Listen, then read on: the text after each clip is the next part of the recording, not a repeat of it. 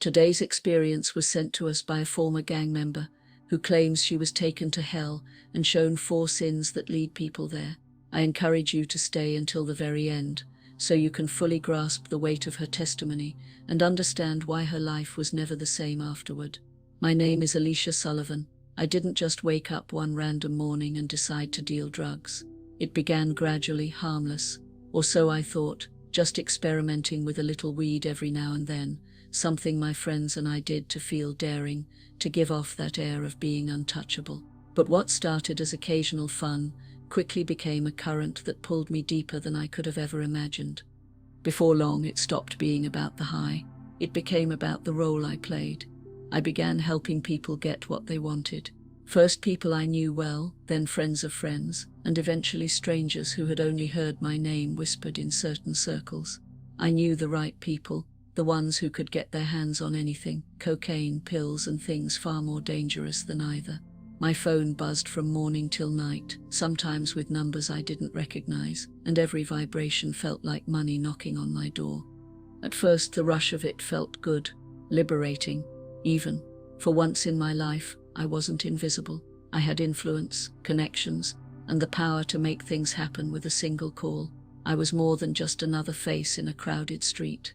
Delivering packages across town became as easy as breathing, and the fact that it was all illegal only made it more thrilling. My parents, bless them, saw the storm long before it hit me. They had always been about church, Sunday services without fail, reading the Bible at night, praying over me like it was the only way to shield me from the world. My mother especially believed that God had a special plan for my life, a plan she begged me to discover before it was too late, but I didn't want to hear it. All I saw were my friends living fast, driving cars they couldn't legally afford, laughing too loudly, and walking into places like they owned them. Church felt like a slow-motion film compared to the adrenaline-filled life I was living. I loved my parents, truly, but every time they tried to pull me back, I pushed further away. My friends' words rang louder in my ears than any sermon. They told me I was too smart to live small, too bold to waste time playing it safe, and they made me believe I had a natural talent for the game. The quick money, the way people respected me or feared me, was intoxicating. I didn't want the quiet, rule-following life my parents wanted for me. They didn't understand this world, and I wasn't going to waste time explaining it. Soon enough, I wasn't just moving weed. I was the trusted link between people who would never dare meet face to face. My name meant something, and with every bit of notoriety I gained, the danger wrapped tighter around me. Becoming part of the gang wasn't a decision made in one night. It was a slow slide, until I looked around one day and realized there was no going back. Once you were in, you stayed in. The rules were clear. Loyalty was everything. Protect your own and punish disrespect without hesitation. We called ourselves family, but it was family with shadows. We celebrated victories like kings and queens, but we also planned retribution with the same passion. I wasn't just moving product anymore. I moved anything that turned a profit: drugs, weapons, stolen goods. My contacts stretched beyond my neighborhood into nearby towns. I could arrange a drop so cleanly that even the cops wouldn't have a whisper of suspicion. The people I ran with were dangerous. I saw things I wish I could erase from my mind. Brutal shakedowns, houses ransacked in minutes, and men beaten so badly they didn't stand up again. At first I flinched at the violence. Over time I learned not to. Then came the night that split my life into before and after. We were out on the corner, leaning against the wall, passing time with quiet conversation. But there was a heaviness in the air, the kind you feel in your bones before you even see the threat. I caught movement at the far end of the street. Another crew. Their faces were stone, their eyes locked on us, and their hands already holding guns. There was no time for talk, no warning. Gunfire shattered the air like glass. Everything became chaos. People dove for cover, some falling, others scrambling to escape the open street. Bullets screamed past my ears, ricocheting off metal and concrete. The crack of gunshots echoed off the buildings, blending into shouts and the sharp smell of smoke. I turned to run, but I never made it 2 steps. The pain hit before I even understood I'd been shot. It was like fire tearing through my side, sharp and merciless. My legs crumpled beneath me, and the pavement rose up fast. The world around me became a blur. I heard someone shouting my name, Alicia, Alicia, stay with me, but even that voice felt distant, as though it were being dragged away from me. I pressed my hand to the wound, feeling the hot, thick blood spilling out, soaking my clothes, seeping between my fingers. Every second stretched longer than the one before. My breathing became shallow, each gasp a battle. The pain that had been unbearable moments ago began to dull, replaced by an unsettling numbness creeping over me. My arms grew heavy, my vision dimmed at the edges. I realized I couldn't hear the chaos anymore. The gunfire, the shouting, the tires screeching, they all melted into nothing. The silence that followed wasn't peaceful. It was suffocating, like being buried under a blanket too heavy to move. I wasn't scared anymore. I was just tired. My heart was slowing, the beats growing further apart. With each one, I felt less connected to the body lying on that pavement. Then came the darkness. It wasn't empty, and it wasn't quiet. It was something else, something alive and all-encompassing. It wrapped around me like water, pulling me somewhere I didn't want to go. My thoughts drifted, my sense of time dissolved. I told myself, so this is it. No bright light, no music, just the final pull into whatever comes next. And yet, I was still aware. The very moment I released my grip on life, something shifted. It wasn't waking up, and it wasn't falling asleep. It was like stepping into a completely different existence.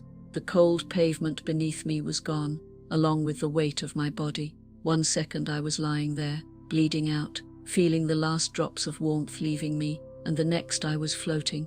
I felt weightless, as though my body had vanished, and only my consciousness remained, drifting alone in a strange, dark space that seemed to stretch forever. I tried to move, but it was useless. My limbs felt impossibly heavy, as if invisible chains were dragging me down, deeper and deeper, into an abyss without end. The pull was relentless, almost intelligent, as though something knew exactly where it wanted to take me. The air grew thick, so dense it was like breathing through wet cloth. Every inhale scraped my lungs. Each exhale left me more exhausted. This wasn't a heat you could escape. It wasn't like the burn of the sun or the warmth of fire. It was oppressive, suffocating, and it pressed in from every direction. It was a weight, a living thing, wrapping itself around me until I thought I'd collapse from the pressure alone. My mind spun, my skin prickled, and then it happened. The ground beneath me split open without warning. It cracked apart like ancient stone under impossible force, and I was falling. The descent was fast, but I felt every heartbeat, every rush of air past my face. My heart pounded so loudly, I thought it might burst. I tried to grab onto something, anything, but there was nothing, only darkness rushing up to swallow me. And somewhere deep inside, I knew this was not just death, this was worse. When my vision adjusted, I saw them, souls, countless souls, packed so tightly together they could barely move. They twisted, writhed, and clawed at the empty air, their faces frozen in agony, bodies bent in ways no human body could naturally bend. The heat came not from fire, but from the very ground beneath them, radiating upward, searing through skin and bone. There were no bright flames like I'd imagined as a child, no red-orange glow, no burning brimstone, just an unending, stifling heat that seeped into everything. These souls weren't just burning, they were being consumed from within. It was as if every wrong they had ever committed had become a living thing inside them, devouring them slowly and without mercy. Their screams were everywhere, echoing endlessly into the darkness. It was a sound that seemed to get inside my head, vibrating through my bones. I wanted to cover my ears, to close my eyes, to run, but there was nowhere to go. I was trapped in a place where even the shadows felt alive, watching me. Then, without moving my own feet, I was pulled further in. Something unseen guided me to another section. This place was different, less chaotic, more deliberate in its cruelty. The suffering here was structured, focused, as though each punishment had been designed with meticulous care. The first group I saw huddled together, like frightened animals. As I looked at them, it was as though a curtain was pulled back, and I could see everything, like their lives were playing on a screen before me. Every lie they had ever told, every betrayal, every secret twisted truth. It was all there. These were the deceivers. They hadn't just spoken lies, they had lived them. Falsehoods had become the foundation of who they were, the very breath they breathed. In front of each one was a glowing molten mass, jagged, sharp, and unbearably hot. I knew instantly that these shapes were the lies they had told, now made tangible. One by one, they were forced to consume them. They fought it, screaming, shaking their heads, but their own hands betrayed them, shoving the burning chunks into their mouths. The moment the searing mass touched their lips, their bodies jerked violently. The substance tore through them, burning their throats, ripping apart their insides. This was no ordinary fire. It was corrosive, eating away at them from the inside out. Their skin split, their stomachs ruptured, their screams tore through the air, and just when their bodies began to mend, it began all over again. An endless, merciless cycle of self-destruction. Again I was drawn deeper. The air here was heavier, charged with something darker. Even before I saw the next group, I knew what their sin had been. This place reeked of lust. The souls here were bound in chains made of fire, glowing an angry red, wrapping around their limbs and torsos like living serpents. The heat radiating from them made me instinctively step back, but they had no such choice.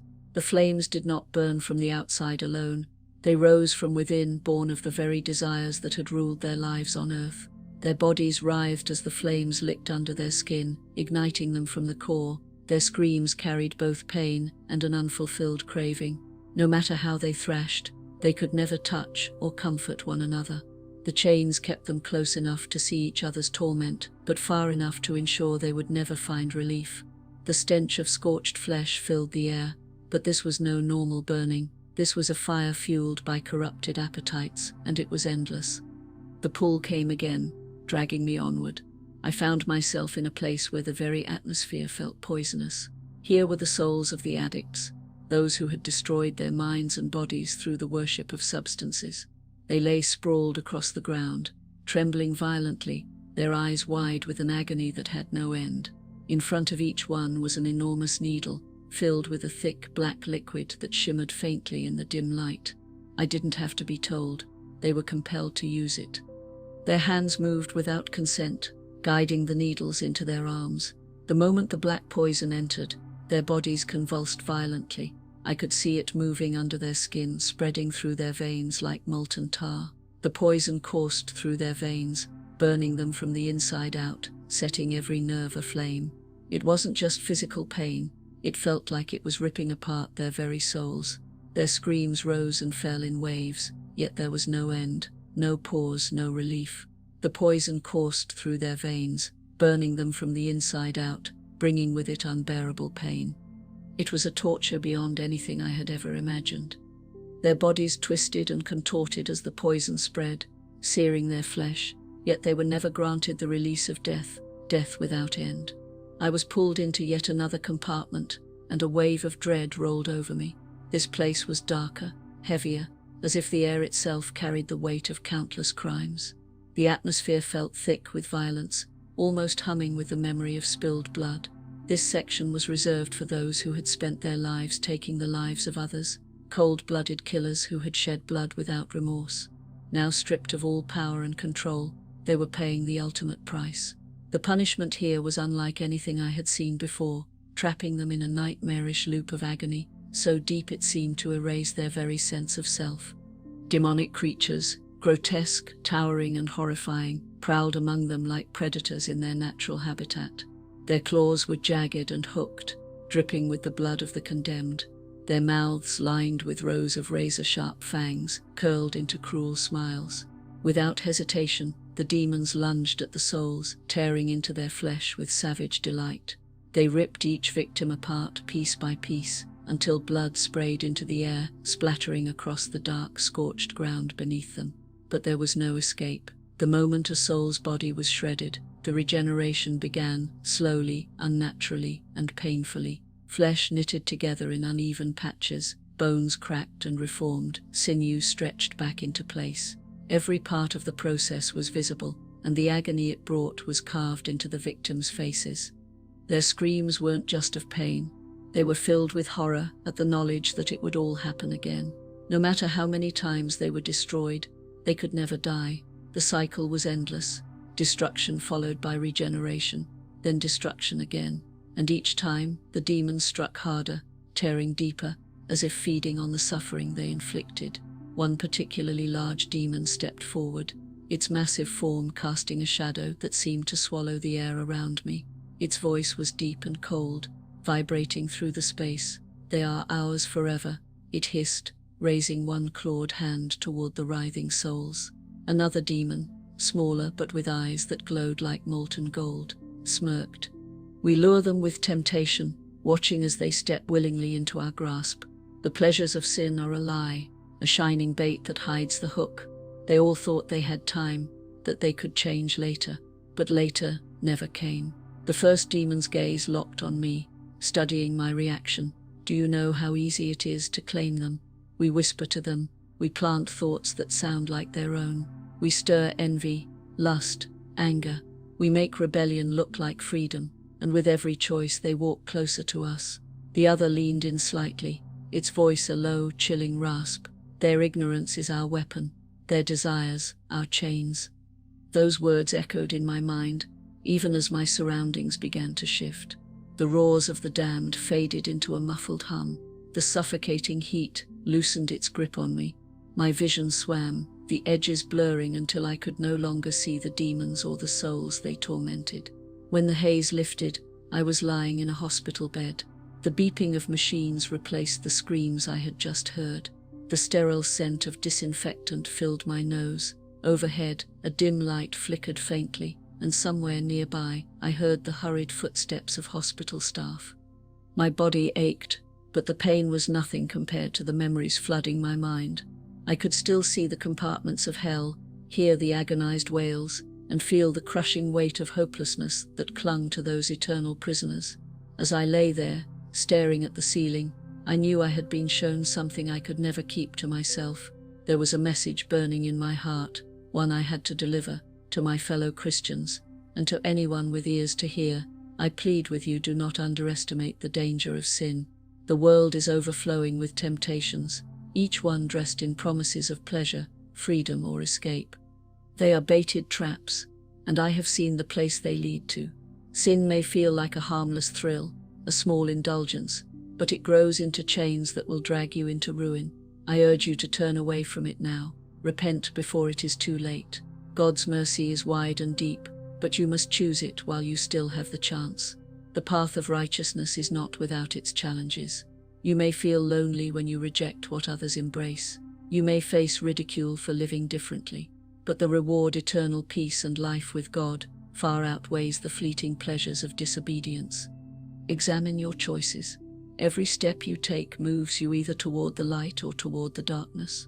No decision is too small to matter. The enemy is patient, waiting for the moment you hesitate. It is never too late to turn around. No matter your past, God's arms remain open. But don't fool yourself into thinking you have forever. Death comes suddenly, and eternity is irreversible. My plea is simple. Choose life over death, hope over despair. Choose the narrow road that leads to heaven, even if it costs you the comforts of the world. The torment I saw is not only a future punishment, it begins here and now, in the compromises and choices we make. The seeds you plant today will bear fruit in eternity. Let your life shine. Let your words, actions, and faith point others to God. I once walked in darkness, and I can tell you it is never worth the price. All right, friends, this brings us to the end of today's experience. Kindly like and share this video with your friends and families.